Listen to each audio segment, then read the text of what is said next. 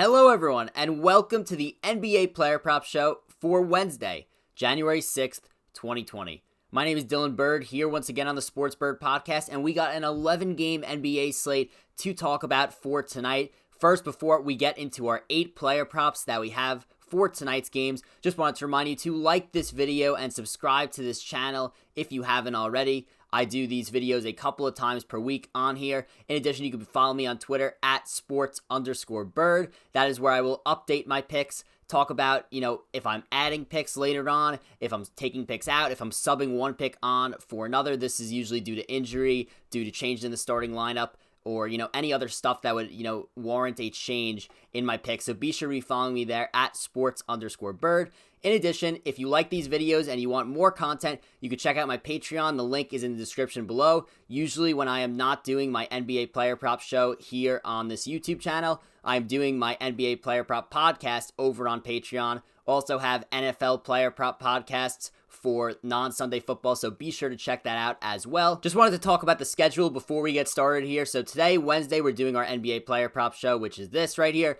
Tomorrow, on Thursday, we'll be doing our Player Prop podcast for NBA on Patreon. Friday, we'll be back here with another NBA Player Prop video. And also, we will also have a video released over on Salvetri's YouTube channel, which will be an NFL Player Prop video. That's for Sunday's picks. And then also on Friday on my Patreon, we will have Saturday's Player Props for the NFL released as well on there. So lots of stuff dropping Friday between YouTube stuff and Patreon stuff. If anything changes, I will let you know. But let's get started and talk about the 8 player props that we have tonight. The first player prop that we are going to talk about for tonight's slate, we are looking at Deandre Hunter's 3-point total, which is at over under 2.5 in this game against the Charlotte Hornets. So Deandre Hunter, off to a great start this year. His sophomore season, the former 4th overall pick in the 2019 NBA draft out of Virginia, helped me win my March Madness pool when Virginia won the NCAA tournament, so thank you to Deandre for that. But anyway, he's averaging 15.9 points per game this season on 11.0 shots per game, shooting 53.2% from the field. He's taking 5 threes per game and making 48.6% of them, which is 2.4 per game. So he's shooting really good percentages from the field,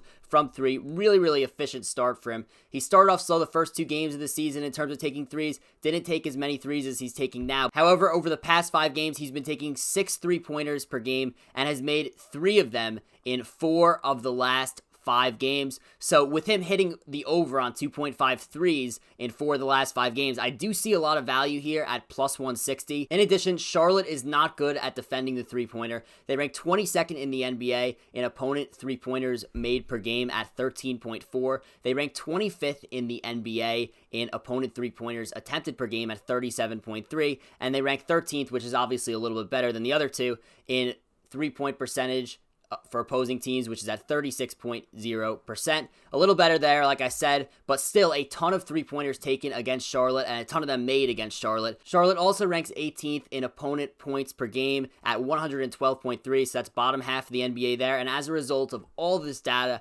I like Deandre Hunter's over 2.5 threes in this game against the Charlotte Hornets with this great value at plus 160, the number there from DraftKings Sportsbook. And if you don't like that, I also like Deandre Hunter's over 13.5 points in this game. I don't have it up behind me, but if you decide you don't want to do 2.5 threes, and you decide you want to go for something that may be a little bit safer, then go with Deandre Hunter over 13.5 points. Hunter's cleared this number the last 3 games, going for 23 points, 17 points, and 23 points, playing over 30 minutes per game, so I like that as well. The second player prop that we're going to look at today, we are looking at Deandre Hunter's rebounding line, which is at over under 5.5 in this game against the Charlotte Hornets. So I think this is a pretty low number for Deandre Hunter, and I'll explain why. He's averaging 6.7 rebounds per game this season. He's cleared this 5.5 number in 5 of his last 6 games, 5 of the 7 games total this season. The Hornets rank 24th in the NBA in opponent rebounds per game at 56.3, so they're not a good rebounding team at all, and I expect that because DeAndre Hunter has continuously hit this over 5.5 this season, and Charlotte is not a good rebounding team, I like the over for 5.5 on DeAndre Hunter's rebounding. Also on DraftKings, it's at plus 104, which is really, really good value there, so good value on DeAndre Hunter's stats just in total tonight, and that's why I like 2 of his props here. The third NBA player prop that we are looking at today, we are moving to my favorite team, the New York Knicks, and we are looking at Julius Randle's assist line, which is at over under 5.5 in this game against the Utah Jazz. So I upped my research a bit this morning and dug into everything having to do with more of a matchup standpoint than previous stats. Obviously, I look at matchup as well, but I, had an intense focus on matchup today. However, this does not have to do with matchup, and I'll tell you why. This is a low number for Julius Randle. Randle is averaging 7.4 assists per game this season. He's looking to pass nonstop. I described it in my last podcast as when you play my player for 2K and you're just trying to get triple doubles with your guys, so you're constantly passing. That is what Julius Randle is doing. He is passing so much this season, and he has cleared this 5.5 number in 5 of the 7 Knicks games this season. He's also playing 38.4 minutes per game this season because the Knicks have had so many injuries, and he also has a 31.1% assist percentage, which is at the 98th percentile amongst all bigs. And since Julius Randle is really looking to pass nonstop, since he's continuously cleared this number, and since he's averaging 7.4 assists per game, I like the over here against the Utah Jazz at plus 110. That number coming from DraftKings, once again, a lot of value there as well.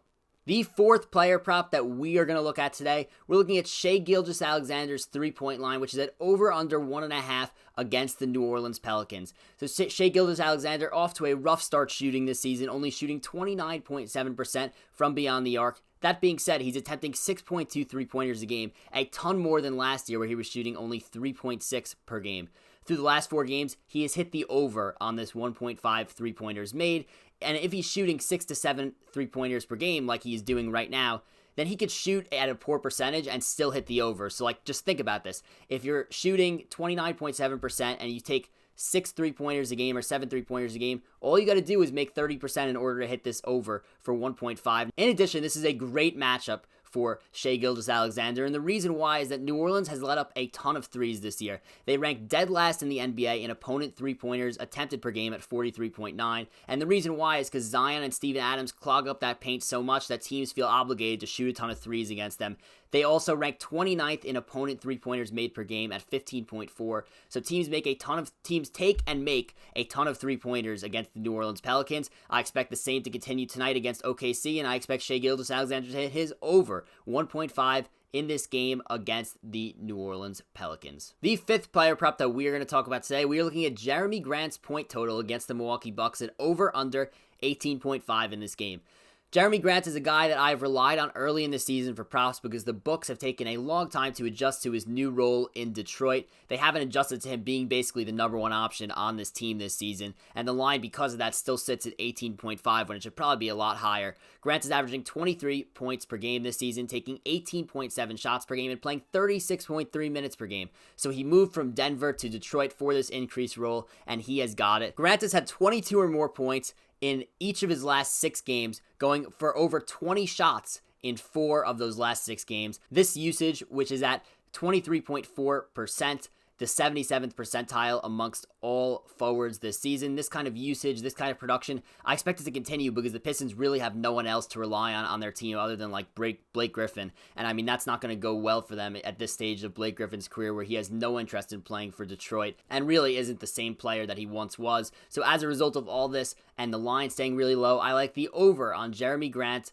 18.5 points in this game against the Bucks. I think the only way it doesn't hit is if this is a blowout, which of course is possible. There have been a ton of blowouts in the NBA this season, but last game where the Pistons played the Bucks, it was only a 10-point game, so I expect it to be similar. I expect Jeremy Grant to get his shots and get his over for 18.5 points here in this game. The sixth player prop that we're going to talk about today, we're staying with the same Pistons-Bucks game and looking at Dante Divincenzo's three-pointers line, which is at over under 1.5 in this game. Dante Divincenzo over threes. That's been a bet that I've relied on a lot early this season. And Divincenzo, he's just having a little bit of an increased role from last season. He's starting this season and taking 5.1 threes per game, hitting 2.9 of them per game so far, which comes out to 55.6% from beyond the arc for him. He's hit the over 1.5 threes in every single game this season except for one, so except for the last game. So first few games of the season, he hit this every single time. He's had at least 3 threes in 5 of 7 games this season. Detroit is also not good at defending the three. They rank 23rd in the NBA in opponent three-point percentage at 38.9%,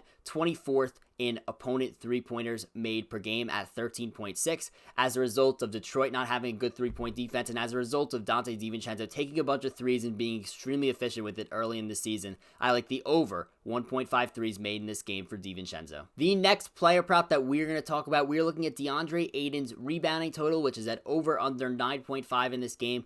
Not much I'm going to talk about here. Deandre Aiden's gotten off to an underwhelming start to the season, but he's still been solid in terms of rebounding the basketball, averaging 10.7 rebounds per game. He has a great matchup here against the Toronto Raptors, a team that cannot rebound the basketball at all. The Raptors rank dead last in opponent rebounds per game at 61.5. The Raptors just don't have many guys that could rebound the basketball, and Aiden has cleared this number only 4 of 7 times this year, but I'm confident that he gets into double digits against this Toronto Raptors team that, again, can't rebound, and as a result, I like Deandre Aiden's over 9.5 rebounds in this game. For our 8th and final player prop, we are looking at Mikal Bridges' three-pointers made line at over under 1.5 against the Toronto Raptors here.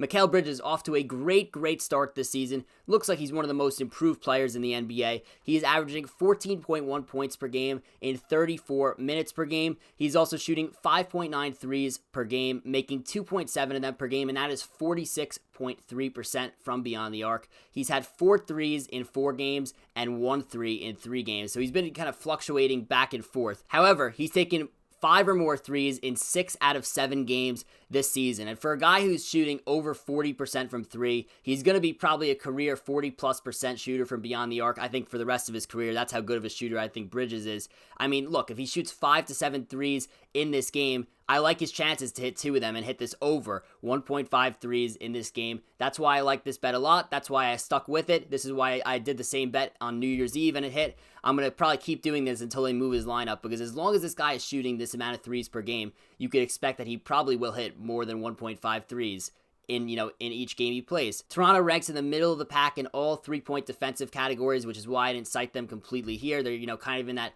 10 to 15 range with everything, so not bad, but also not like elite. And don't be surprised if this turns into a little bit of a 3-point battle, because the Raptors are taking the most threes in the NBA. So I expect this to be, a 3-point shooting heavy game, and I expect Mikal Bridges to hit his over 1.5 threes in this game.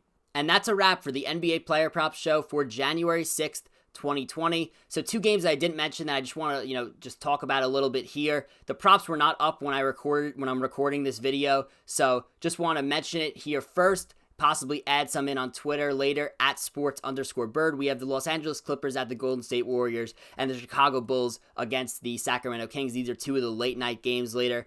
And as a result, just want to, again, read you some stats here. The Bulls and Warriors are 2 of the worst defensive teams in the NBA. The Warriors rank dead last in points allowed per game at 121.1. The Bulls rank 27th in points allowed per game at 119.6. Golden State also ranks 30th in the NBA in opponent three-pointers made per game at 15.6, 27th in opponent three-point percentage at 40.7%, and 27th in opponent three-point attempts per game at 38.3. So Golden State really bad defensively, and Chicago also awful defensively as they rank 27th in opponent three-pointers made per game at 14.6 and 28th in opponent three-point attempts per game at 39.0. Golden State also cannot rebound the basketball. They rank 29th in opponent rebounds per game at 60.7 per game. So lots of props to look for in terms of the Clippers, in terms of the Kings in these games against very easy opponents, teams that can't play defense at all. I will let everyone know on Twitter later if I am possibly adding picks for players from the Clippers, from the Kings. I'll let everyone know. So be sure to follow me on Twitter at sports_Burd for updates on that.